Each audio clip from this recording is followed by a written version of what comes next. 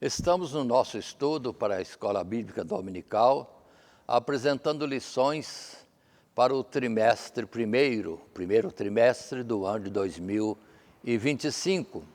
O nosso tema neste trimestre é o livro de Apocalipse, enquanto as nossas lições são elas para as classes de jovens e de adultos da Escola Bíblica Dominical. O nosso título para a primeira lição, que hoje nós assim começamos o trimestre, é Apocalipse, o livro das revelações. Para o estudo desta primeira lição, Apocalipse, o livro das revelações, apresentamos o roteiro ou o nosso esboço, sempre baseado em 3 subtítulos pelos quais nós desenvolvemos as nossas lições. E os nossos subtítulos hoje são Prefácio e Apresentação, isso no capítulo 1 de Apocalipse, os versos de 1 a 8, e também o segundo subtítulo, Arrebatamento de João, capítulo 1, verso 9, até o verso 16, e finalmente, num terceiro subtítulo, o Senhor Jesus fala a João. Aí são os versos 17 a 20. E assim concluiremos depois a nossa lição. Com respeito ao texto áureo, propomos Apocalipse capítulo 1, o verso 3. Bem-aventurado aquele que lê e os que ouvem as palavras desta profecia e guardam as coisas que nelas estão escritas, porque o tempo está próximo. Apocalipse, capítulo 1, o verso 3. Ainda colocamos como leitura bíblica em classe, como alguns costumam chamar, o texto nesse capítulo 1, desde o verso 1 até o verso 9. E podemos estar lendo e nos diz: revelação de Jesus Cristo, a qual Deus lhe deu para mostrar aos seus servos as coisas que brevemente devem acontecer. E pelo seu anjo as enviou e as notificou a João, seu servo, o qual testificou da palavra de Deus e do testemunho de Jesus Cristo e de tudo o que tem visto. Verso 3, bem-aventurado aquele que lê e os que ouvem as palavras desta profecia e guardam as coisas que nelas estão escritas, porque o tempo está próximo. João, às 7 igrejas que estão na Ásia, graça e paz seja convosco da parte daquele que é, e que era, e que há de vir, e dos 7 Espíritos que estão diante do seu trono, e da parte de Jesus Cristo, que é a fiel testemunha, o primogênito dos mortos e o príncipe dos reis da terra, aquele que nos ama e em seu sangue nos lavou dos nossos pecados e nos fez reis e sacerdotes para Deus e seu Pai. A Ele glória e poder para todo sempre. Amém. Eis que vem com as nuvens e todo olho o verá, até os mesmos que o traspassaram, e todas as tribos da terra se lamentarão sobre ele. Sim, amém. Eu sou o Alfa e o Ômega, o princípio e o fim, diz o Senhor, que é e que era e que há de vir, o Todo-Poderoso. E o verso 9, eu, João, que também sou vosso irmão e companheiro na aflição e no reino e na paciência de Jesus Cristo, estava na ilha chamada Pátimos, por causa da palavra de Deus e pelo testemunho de Jesus Cristo. Essa é a entrada para este livro de Apocalipse. E, numa consideração introdutória, digamos assim, o estudo do livro de Apocalipse é de extrema importância para a igreja em todos os tempos, pois sua mensagem, uma vez desvendada a linguagem figurada em que nos é apresentada, proporciona grande consolação e esperança pela compreensão de como o Todo-Poderoso tem cumprido os seus propósitos sábios e justos ao longo da história. Voltemo-nos, então, para este último livro da Bíblia, certos de que seremos grandemente abençoados e edificados pela compreensão dos mistérios de Deus que o Senhor Jesus nos quis revelar nele. E, lembrando agora que passamos ao primeiro subtítulo, que tem por título Prefácio e Apresentação. Vamos estar voltando a considerações entre os versos 1 até o verso 8. A lição é número 1 de Apocalipse, esse nosso estudo trimestral. A Apocalipse, o livro das revelações, é o título dessa primeira lição, guardemos. E nesse primeiro subtítulo, prefácio e apresentação, queremos dizer, Apocalipse significa revelação, e por isso o livro também se chama Revelação de Jesus Cristo. É o primeiro verso. Foi escrito por João, apóstolo e testemunha de Cristo. Verso 2. E enviado às 7 igrejas da província romana da Ásia. Afirmação do verso 4. Aqui, tomadas em representação de todas as igrejas, ou ainda da igreja em todos os tempos. O objetivo do livro é mostrar aos cristãos tudo o que diz respeito aos desígnios de Deus, conclamando-os à fidelidade e perseverança até a volta do Senhor Jesus. Por isso, a sua mensagem é sempre atual para o povo de Deus. É um livro que a igreja tem a obrigação de ler, ao contrário do que alegam alguns, que Apocalipse não é para a igreja. E observe que lemos no verso 3, justamente que é o nosso texto áureo, o que Jesus disse: bem-aventurado aquele que lê e os que ouvem as palavras desta profecia e guardam as coisas que nela estão escritas, porque o tempo está próximo.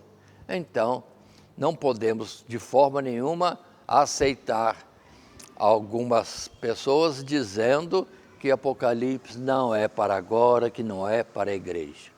A ordem de Jesus é, sim, é ler, porque é para esse tempo ou em todos os tempos das diversas gerações, porque estaria cumprindo aquilo que aqui está sendo revelado.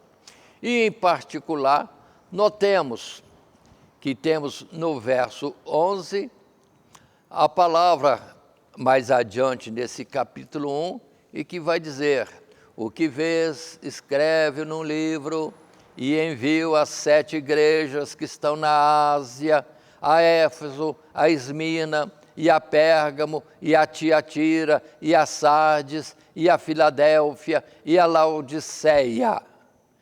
Enquanto que lá no capítulo 22, o verso 16, Jesus diz assim: eu, Jesus, enviei o meu anjo para vos testificar estas coisas nas igrejas. Eu sou a raiz e a geração de Davi, a resplandecente estrela da manhã. Se, observe, lá no início se diz 7 igrejas e cita cada uma das 7 cidades escolhidas para a representação, ou esta carta virá a chegar. Entretanto, lá no final, no último capítulo, verso 16, Jesus confirma: eu enviei o meu anjo para vos testificar essas coisas nas igrejas, e não limita só aquelas da Ásia. Porque, na verdade, esse número 7 é figurado de uma plenitude da igreja, ou a igreja em todos os tempos, naquela geração, na Ásia, como na Macedônia, como na Judéia, como também na Caia, e por assim por todo o mundo até o dia de hoje. Continuando, passando a um segundo parágrafo na nossa lição escrita, nesse ainda primeiro subtítulo, prefácio e apresentação, considerando os primeiros versos, podemos ainda dizer: Apocalipse difere de outros livros do Novo Testamento, ou de todos eles, por ser um livro de profecias mostrado através de visões simbólicas, mas a familiaridade com certos livros do Antigo Testamento, especialmente Ezequiel e Daniel, ajudará no entendimento da mensagem desses símbolos. Além disso, o livro caracteriza-se pela abundante citação de números, em particular o número 7, que simboliza plenitude ou totalidade. Continuando, passando à frente, podemos ainda dizer, nesse primeiro subtítulo, prefácio e apresentação do livro, a semelhança de uma epístola, de uma carta, o livro contém uma saudação, não apenas da parte do seu escritor João, mas também do verdadeiro autor da revelação nele contida, Jesus, conforme está escrito, e da parte de Jesus Cristo, que é a fiel testemunha, e aquele que é, e que era, e que há de vir. A menção dos 7 Espíritos refere-se à onisciência de Deus, que sabe tudo o que acontece no mundo. É o verso 4. O Senhor Jesus aqui é especialmente apresentado em diversos aspectos da sua obra. Sua morte pelos nossos pecados, quando está escrito, em seu sangue nos lavou dos nossos pecados. Seu amor por nós, aquele que nos ama, sua ressurreição, o primogênito dos mortos, sua vinda, eis que vem com as nuvens, e seu poder e autoridade supremos. Eu sou o Alfa e o Ômega, ou seja, o princípio e o fim, e nós, para existirmos, estamos nesse meio, um princípio e o fim, ou seja, em Jesus, que é o princípio e o fim, o Alfa e o Ômega. Mas, muito bem, nesse texto podemos ainda estar considerando, ou nesse colocar que fizemos, considerando ainda em particular que Jesus é quem cede a João a revelação, e ele é chamado aquele que é, e que era, e que há de vir, ou seja, aquele que existe, que é em todo o tempo, que seria aquela palavra que foi dita a Moisés: eu sou o que sou. Ou, ao dizer Jesus, eu sou, ele está dizendo que no passado era ele, em um presente agora é ele, e se existe um futuro também é ele. Ou seja, ele é, e podendo dizer, eu sou em todo o tempo. Conforme também já colocamos, lembre-se que em Jesus está a plenitude do Espírito de Deus, a plenitude da divindade divina, para ele depois dizer também que eu e o Pai somos um. E nisso sentido da onisciência dele, por sua onipresença. Lembrando que o Espírito de Deus, conforme diz Salomão, preenche os céus dos céus, e Deus é Espírito.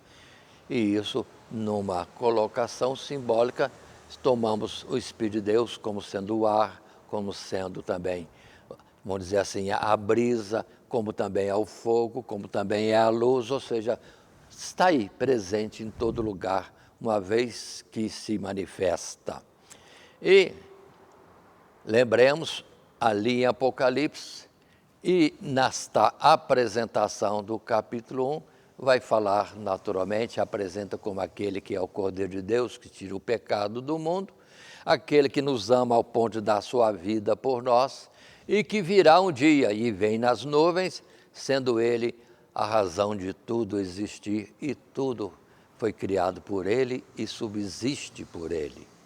Mas passando em frente, na nossa sequência de estudo, já no segundo subtítulo, que envolve então o capítulo 1 e os versos 9 a 16.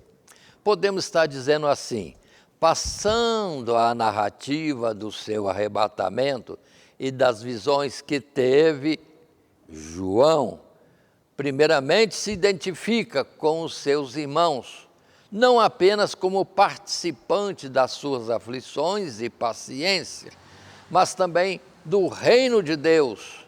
É o verso 9, pois nele os fiéis já estão introduzidos por Cristo. Nós temos uma situação difícil no tempo de hoje, que devido à situação da fé estar diminuída, esfriada em muitos, e estamos no fim dos tempos, e a iniquidade se multiplicando grandemente, pronto, aí muitos acham que o reino de Deus ainda vem, que Jesus virá outra vez para estabelecer o seu reino. Não, o reino de Deus já está entre nós. Jesus disse, o reino de Deus não vem com aparência exterior, e ninguém poderá que ele está ali ou acolá. Não, não, mas, na verdade, ele está no meio de nós. Ou seja, a palavra inicial, arrependei-vos e convertei-vos a ele, sede batizados para perdão dos pecados, porque é chegado o reino de Deus. E todo aquele que aceitava Jesus entendia que agora estava participando e sendo um concidadão do reino celestial. E por isso que por todo mundo se ouvia e se entendia ao se falar, há um reino cujo rei é Jesus, e está sendo oferecido aos homens esta oportunidade, fazer parte desse reino celestial. Então, João junto com os demais cristãos daquela época, aquele que desfrutava de um reino de Deus já presente, mas não visível, e ao mesmo tempo de aflições por causa das perseguições que já havia, e o de ter paciência em meio a essa situação caótica do mundo, onde estamos, e tendo em nós o Espírito de Deus que não se conforma com este mundo, pelo que também não devemos nos conformar com este mundo. E observem Colossenses no capítulo 1, verso 12 e 13, abrindo a sua Bíblia, poderá encontrar o texto que diz, dando graças ao Pai, que nos fez idôneos para participar da herança dos santos na luz. Ele nos tirou da potestade das trevas e nos transportou para o reino do Filho do seu amor. Então, Jesus veio para tirar-nos das trevas e colocar-nos no seu reino, o reino de amor, conforme está e também o reino de luz. Então, não entendam que o reino de Deus virá, ele está. ainda que nós não o vemos, mas Jesus conhece os que são seus. Avançando um pouquinho mais nas nossas afirmações e falando do arrebatamento de João, podemos ainda dizer: a seguir, o apóstolo João descreve o local e a ocasião das visões. Ele se encontrava numa ilha do mar Egeu chamada Pátimos. Atenção, não em exílio, mas por causa da palavra de Deus e pelo testemunho de Jesus Cristo. O dia do Senhor, a que se refere, certamente é o sábado, pois João era de origem judaica, o verso 10.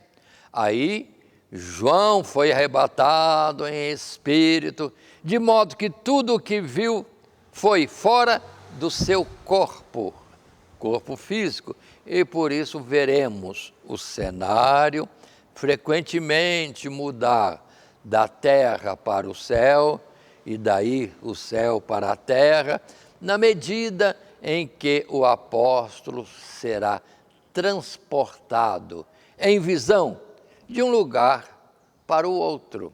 E aí temos, por exemplo, no capítulo 4, o verso 1, que nos diz: depois destas coisas olhei, e eis que estava uma porta aberta no céu. E a primeira voz, que é como de trombeta ouvira falar comigo, disse: sobe aqui e mostrar-te-ei as coisas que depois destas devem acontecer. Mas voltemos mais uma vez para estar colocando, porque eu observo algumas vezes introduzir nas palavras de Apocalipse alguma coisa que não é da revelação de Deus. Ilha de Pátimos, e a afirmação que João estava lá em exílio. Não podemos acrescentar coisa alguma que a Bíblia está dita. Ele estava lá, na ilha de Pátimos, sim. E o que ele estava fazendo lá? Não diz, mas estava lá por causa da palavra de Deus e pelo testemunho de Jesus Cristo. Estaria em evangelização, visita pastoral, ministração de ceia. O que João estaria fazendo na ilha de Pátimos? Mas muitos falam que estava em exílio. Mas por que em exílio? Por que afirmar isso? Porque a ilha foi um dia exílio, mas isso é falado só 1800 anos depois.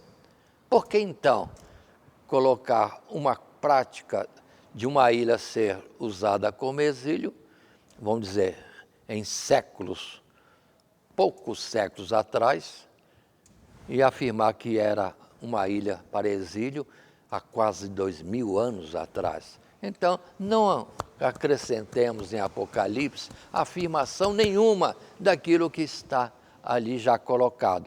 Inclusive em Apocalipse, vamos ter depois o alerta: não se pode diminuir nada, não se pode acrescentar nada também. Mas, indo em frente, continuemos agora no segundo subtítulo, arrebatamento de João, verso 9 até 16, consideremos ainda. A visão inicial de João apresenta o Senhor Jesus glorificado e o seu cuidado com a igreja, usando de comparações em linguagem humana. Note as expressões semelhantes, como o apóstolo ressalta, dentre outras coisas, que Cristo, na sua glória, sendo todo-poderoso, verso 8, é ainda semelhante ao Filho do Homem, verso 13. E ele se apresenta como estando no meio dos 7 castiçais, porque o Senhor Jesus conhece as suas igrejas e está presente nelas. São os versos 12 e 13 de Apocalipse, no capítulo 1. E observem que,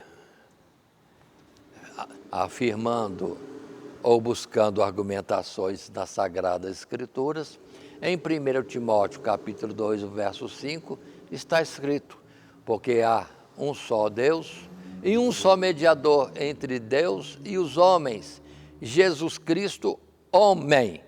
E isso é interessante a gente observar. Por quê?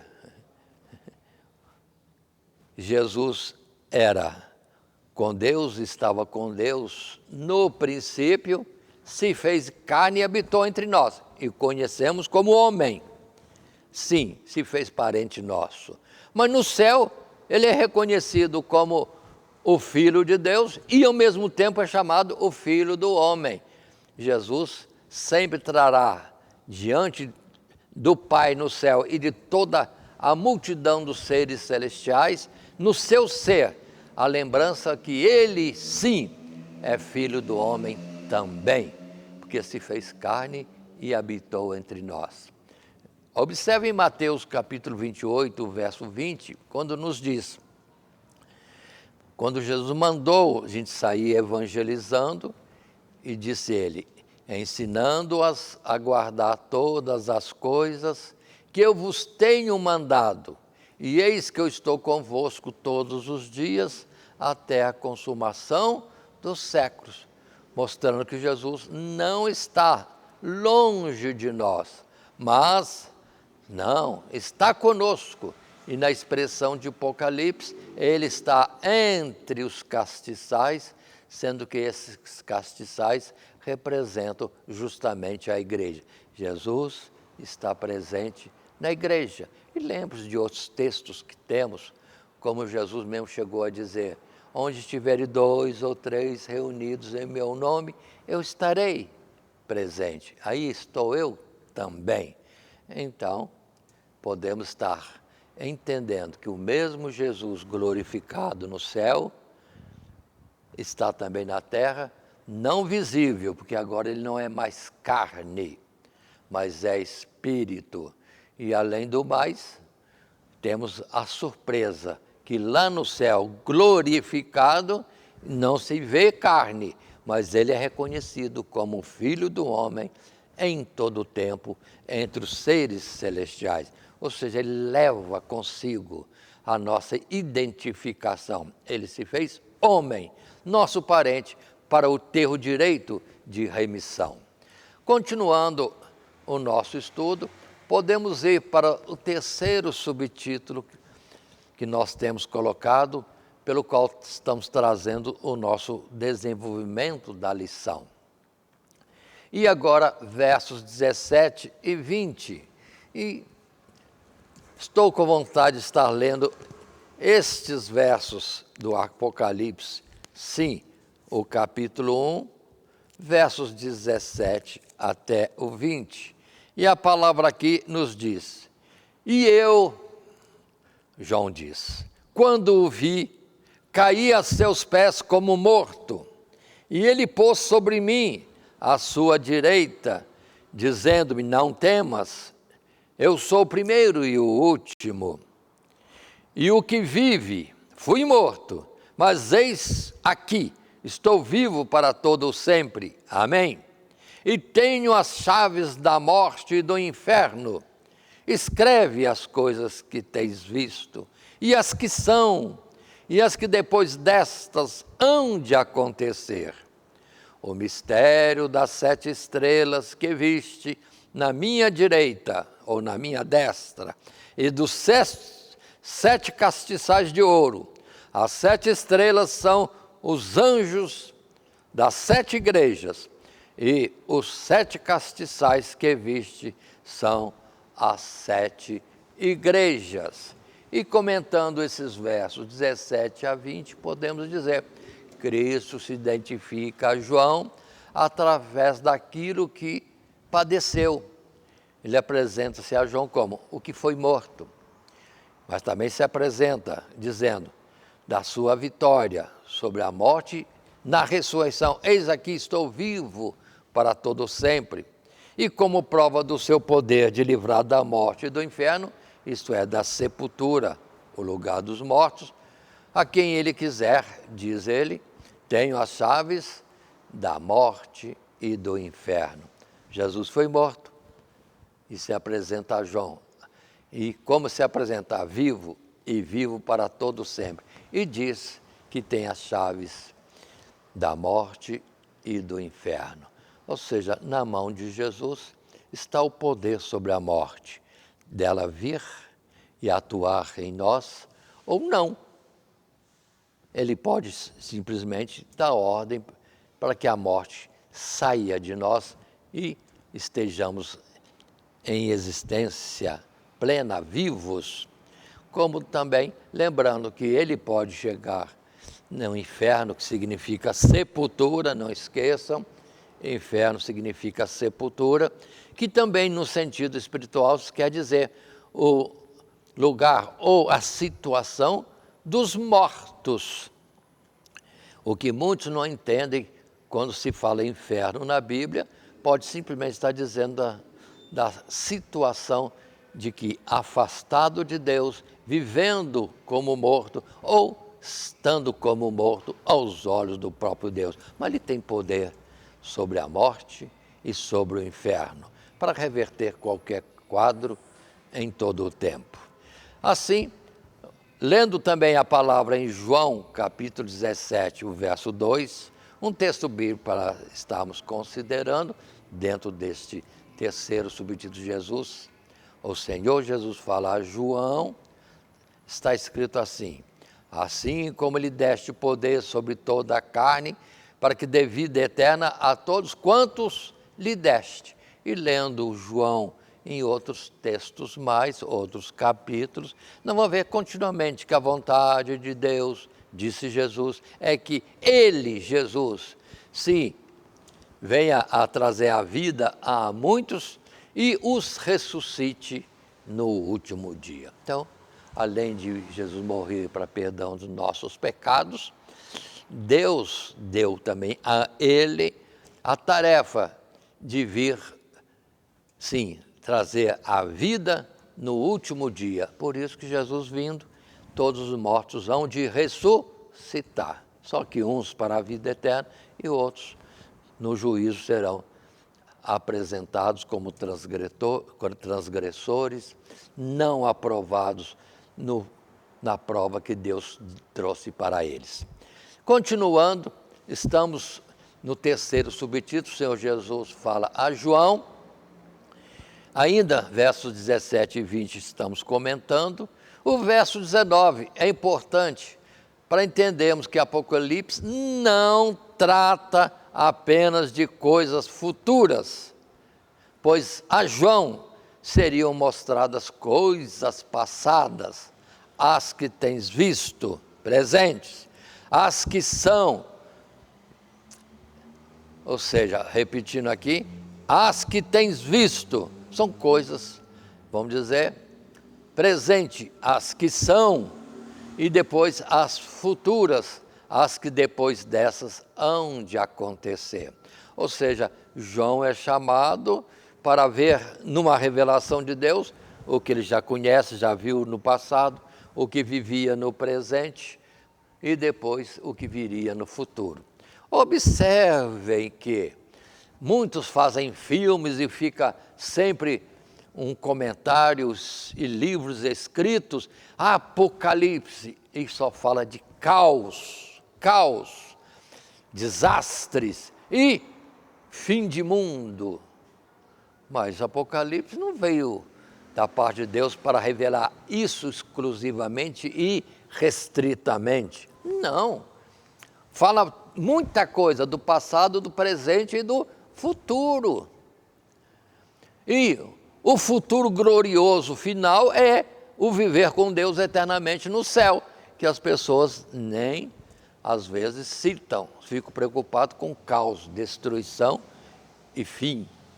Mas para Deus o objetivo não é fim, é vida eterna com Ele. Certamente haverá um fim para aqueles que não alcançaram a aprovação de Deus para estar com Ele na eternidade. Precisamos bem considerar isto. Agora, ainda considere comigo uma situação clara, fácil. Se Apocalipse revela coisas do passado de João, do presente de João e do futuro que viria depois de João, com 2000 anos depois, qual é qual a data que estamos vivendo hoje, 2025. O que era passado para João continua passado e bem longe. O que era presente do tempo de João já é para nós passado. E do que era futuro para João, em 2000 anos. Muita coisa que aqui para João seria futuro, para nós, parte disso já é passado, parte disso pode ser o nosso presente e, naturalmente, falta alguma coisa a cumprir-se, será coisas do futuro, porque Jesus ainda não veio buscar a sua igreja. Então, Apocalipse tem mais coisas do passado e pouca coisa do presente para nós e do futuro para nós, porque muitas coisas já aconteceram e que para João seriam futuras, mas já tem acontecido muita coisa.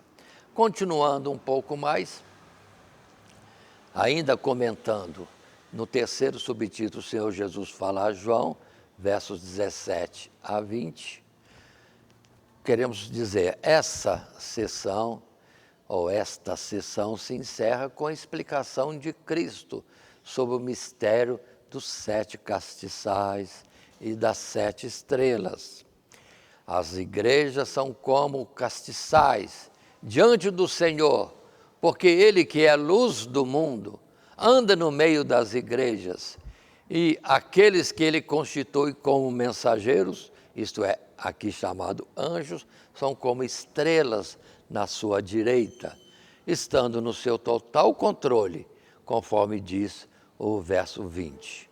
Mas ainda, citando alguns textos bíblicos, que está no nosso material escrito e distribuído e também colocado à disposição através dos nossos canais de comunicação, Mateus capítulo 5, verso 14, a palavra que Jesus disse no Sermão do Monte: vós sois a luz do mundo, não se pode esconder uma cidade edificada sobre um monte.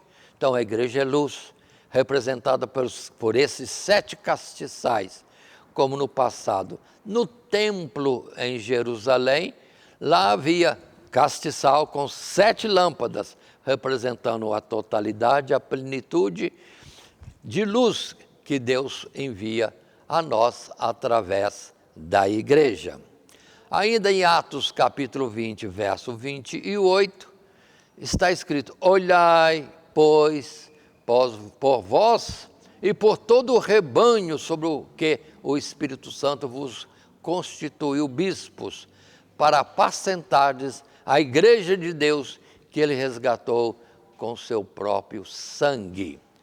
Aí o cuidado do Senhor com a sua igreja, dando ordem para termos cuidado, ao mesmo tempo que Ele se faz presente entre nós, na igreja, entre os castiçais, ou, como Ele diz, estarei convosco todos os dias até a consumação dos séculos.